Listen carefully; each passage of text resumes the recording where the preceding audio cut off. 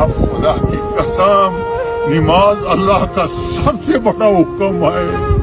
کلمہ پڑھنے کے بعد سارے اعمال نیچے آئے ہیں، جبرائیل امین نے حضور پاک صلی اللہ علیہ وسلم کے اوپر لائے، لیکن یہ نماز کا تحفے کے لیے اللہ پاک نے اپنے محبوب کو عرشوں پہ بلایا، عرشوں پہ، اور وہاں پر جا کے یہ نماز کا تحفہ دیا کہ میری طرف سے اپنی امت کو یہ نماز کا تحفہ دے دو.